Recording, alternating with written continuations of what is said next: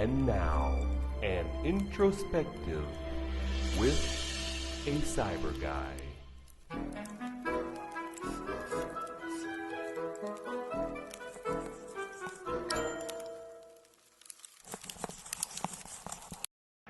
I wanted to make an impromptu video in regards to the fairness of the coverage in our presidential campaigns.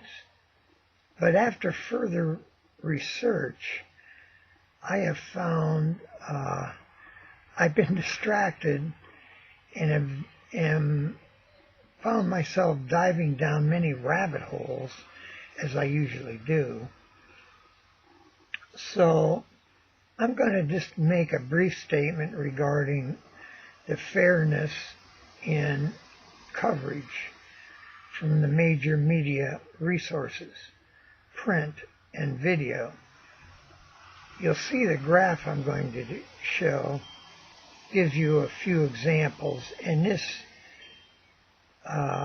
follows all the media. There are a few exceptions. But first, let me preface my statements by saying we have two flawed candidates. I mean, we're mostly all aware of the strange year we've had. And being a Republican, a conservative, my choice is Donald Trump. He was my last choice, and at times I wanted to abandon him. But after going over the results of who will be president, one primary concern is the judges to the Supreme Court. Those choices will affect our country for decades to come. And even though Donald Trump has made so many errors, I just can't bring myself to vote for Hillary. And that's the rabbit hole I dove down. I never realized that Hillary was so blatant in her lies. And I would really like to make a video that would go on and on. But I have to reduce it to a short amount of time, hoping people will watch it. You will see some excerpts from her mouth. And she is a total liar. It's unbelievable when you view her speeches and interviews, how she just blatantly lies. And I know all politicians share in that, but she has been at this for 30 years. She has it perfected. And the one word that I've never noticed before that stood out in her defense from her is consistency. You will see in these video clips she continually rebuts a reporter's question by saying, "I've been consistent." And you will see the only thing she's consistent is that she's a consistent liar. How do you know when she's lying? When her lips move. That's when she's lying. She is an habitual liar. She lies when she doesn't have to. It's totally amazing. I cannot believe it. We've all heard people accusing her of lying, but there are hundreds of examples. I brought a few here that I'm going to share with you. And my message to people who want to support Trump, please, we must help elect him. The media is going to help elect Hillary. So we must use social media, Facebook, Instagram, Twitter, Pinterest, anywhere that's free.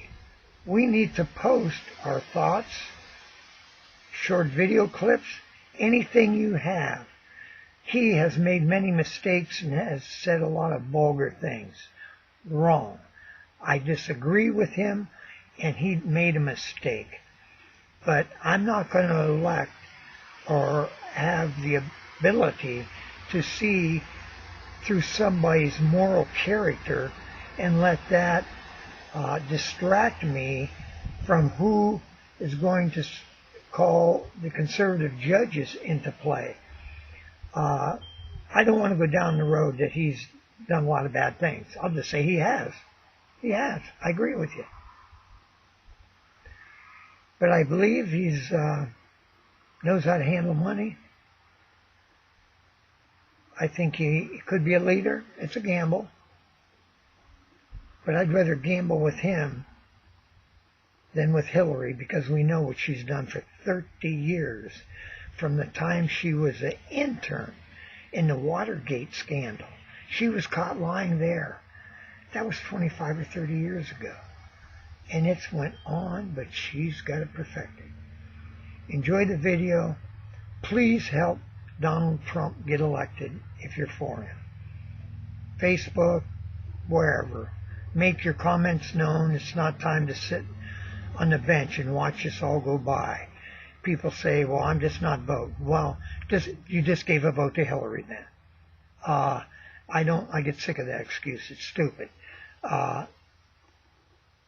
Pick one and vote. Enjoy the video. See ya. Cimber in Iowa. We landed in one of those corkscrew landings and ran out because they said there might be sniper fire.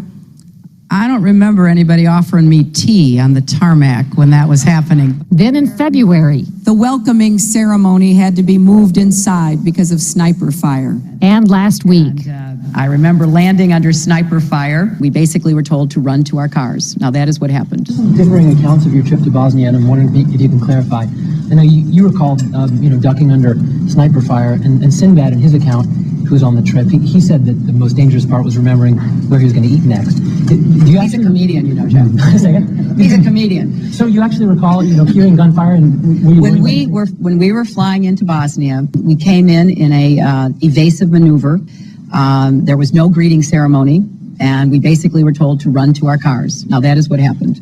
After CBS News video showed what really happened when she landed and greeted officials, Senator Clinton maintained there were risks, but explained to the Philadelphia Daily News why she was seen on the Bosnian tarmac greeting a young child if it was really so dangerous.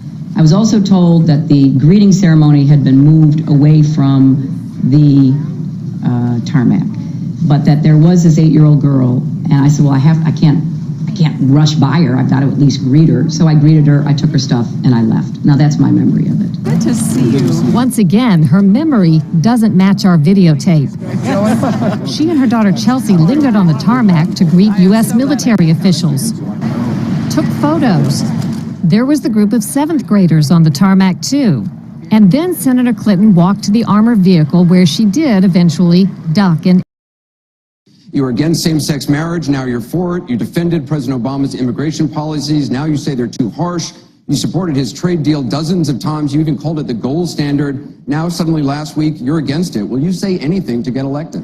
Well, actually, I have been very consistent over the course of my entire life. I have always fought for the same values and principles.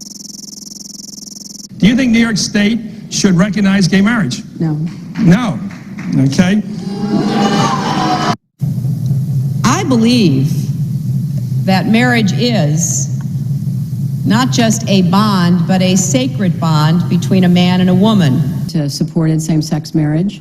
I have supported civil partnerships and contractual relationships. I support marriage for lesbian and gay couples. I support it personally and as a matter of policy and law. Just in July, New Hampshire, you told the crowd you, quote, take a backseat to no one when it comes to progressive values. I take a backseat to no one when you look at my record and standing up and fighting for progressive values. Last month in Ohio, you said you plead guilty to, quote, being kind of moderate and center. Do you change your political identity based on who you're talking to? No, I think that, like most people that I know, I have a range of views, but they are rooted in my values and my experience. And about half were personal, that were not in any way related to my work. When you speak to the public, you say, I turned over everything.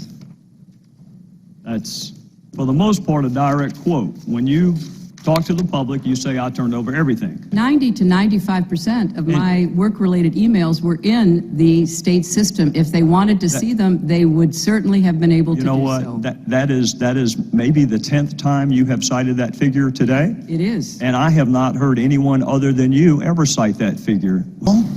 Represents the emails that you sent or received about Libya in 2011, from February through December of 2011.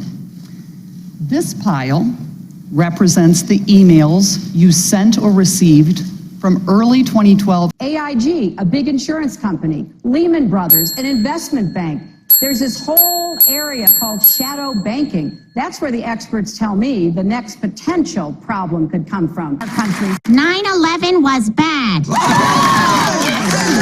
I am here to say that it is not only wrong, but it is undermining core democratic principles. Since when do Democrats attack one another on universal health care? I've looked at the legislation that Senator Sanders has proposed, and basically he does eliminate the Affordable Care Act, eliminates private insurance, eliminates Medicare, eliminates Medicaid, TRICARE, Children's Health Insurance Program. Just because Senator Obama chose not to present a universal health care plan does not give him the right to attack me because I did. Act passed. So shame on you, Barack Obama. It is time you ran a campaign consistent with your messages in public. It was one of the highlights of President Clinton's first term, passage of the North American Free Trade Agreement, also known as NAFTA. Critics blame NAFTA for the loss of manufacturing jobs in industrial states, including Ohio and Pennsylvania. Hillary Clinton helped get NAFTA approved. She held at least 5 meetings to strategize about how to win congressional approval. She helped the White House block opposition from labor and environmental groups, and she was the featured speaker at a crucial meeting. Participants in that event said, quote, her remarks were totally pro-NAFTA. A critic of NAFTA from the very beginning. My concerns about NAFTA expressed years ago have been well documented and verified. I didn't have a public position on it. I have spoken consistently against NAFTA. And if you look at what I have been saying, it has been consistent. I have been consistent. You can go back and look at from the very beginning. I was one of the voices in the administration warning about NAFTA. You said it was good on balance for New York and America in 2004, and now you're in Ohio, and your words are much different, Senator. The record is very clear. Well, you don't have all the record, because you can go back and look at what I've said consistently. Oh, I think that everybody is in favor of free and fair trade, and I think that NAFTA is proving its worth. I think on balance, NAFTA has been good for New York and America. Was NAFTA a mistake? Until next time, be sure to stay in the line.